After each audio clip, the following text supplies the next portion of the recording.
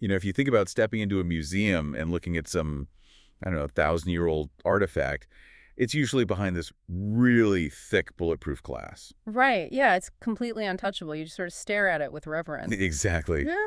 You definitely don't expect the artifact to suddenly break out of the display case, throw on some sneakers, and ask to play a game of cricket. No, you really don't. But honestly, that is exactly the shift we're looking at today with the world's most famous artifact, right? The British monarchy. Yeah, it's wild. So welcome to this deep dive. Our mission today is to unpack the Prince and Princess of Wales's recent Summer Rewind Instagram drop. And Prince George's 13th birthday, of course. Right, because we want to reveal how this massive ancient institution is essentially executing a full-blown corporate rebrand. The contrast they are pushing in their media strategy right now is just, well, it's incredibly sharp. Like, when Prince George turned 13 this July, Kensington Palace put out this official portrait. Oh, right, where he's in the dark suit. Yeah, the dark suit, looking super formal. I mean, he is the absolute spitting image of his father in that photo. He really is. But then they didn't stop there. They also released this accompanying video that showed him scrambling over rocky beaches in Cornwall and playing cricket and petting the family's spaniel puppy. Oh, Otto. And didn't Prince William admit that the dog notoriously chews all their slippers? He did, which is just such a, a normal family detail to share. Okay, let's unpack this for a second. Because this whole influencer-style photo dump strategy is everywhere right now.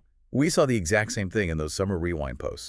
Definitely. You get this highly produced shot of Kate looking stunning in a canary yellow dress at Royal Ascot, but then it's immediately followed by the family just cuddling on the grass or hiking with the dogs. And we can't forget the PDA. They even highlighted Catherine publicly kissing William during a Polo Cup presentation in Windsor. Right. But here is my pushback on this. If they try too hard to be just like, our families on a beach trip, doesn't that risk destroying the entire point of a monarchy? Like, if they're normal, why do they get to wear crowns? Well, that deliberate contrast between the formal and the casual is actually the entire point, especially after Kate's really intense health struggles recently. You mean showing that they aren't just this cold, stoic institution anymore? Exactly. They want to project that they are a family appreciating every single day. The PDA and those behind-the-scenes glimpses, they show a genuine sense of renewal. They aren't abandoning the royal image at all. They're just mastering a new medium. That makes sense. I think historian Lucy Worsley calls photography the royal family's true superpower, right? Yes, she does. And it's a very strategic superpower. So if you look at this through a corporate lens, they aren't just taking nice photos for Instagram. They are fundamentally changing their business model. Absolutely. A recent university case study actually described it as transitioning from a strict brand-oriented approach to a market-oriented one.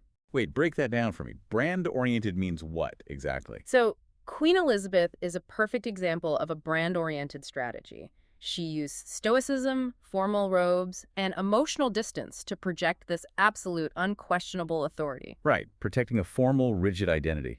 But then Princess Diana kind of flipped the script, didn't she? She did. She used emotion and pathos to connect directly with the public. That's more market-oriented, adapting to what modern stakeholders actually want. And now Kate Middleton is sort of blending both of those strategies together. Exactly. She projects the necessary authority, but actively controls her family's narrative by curating these highly emotional, behind-the-scenes glimpses. But is this like a legacy corporate giant, say Apple or Coca-Cola, radically changing its core product? I mean, can a 1,000-year-old institution actually survive if it pivots too far from regal to relatable? It is definitely a delicate tightrope walk, but survival means adapting to the consumer. In the age of Instagram and TikTok, secrecy breeds suspicion. So by offering these highly curated snippets, like the dog chewing the slippers, they satisfy that public demand for authenticity. Right. By controlling the camera, they completely control the narrative.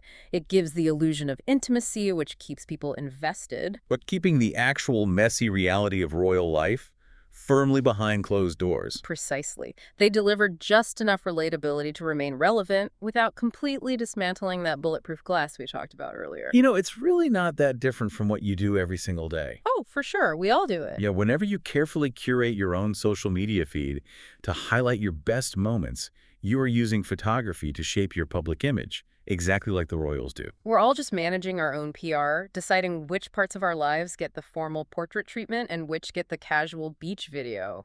Exactly. And that leaves us with a really fascinating question. Prince George is officially a teenager now. He's heading off to Eton, and he has been raised entirely in the era of Instagram and TikTok. It's going to be a completely different world when he takes over. It really is. When that bulletproof glass finally lifts and it is his turn to wear the crown, how will his generation wield this visual superpower?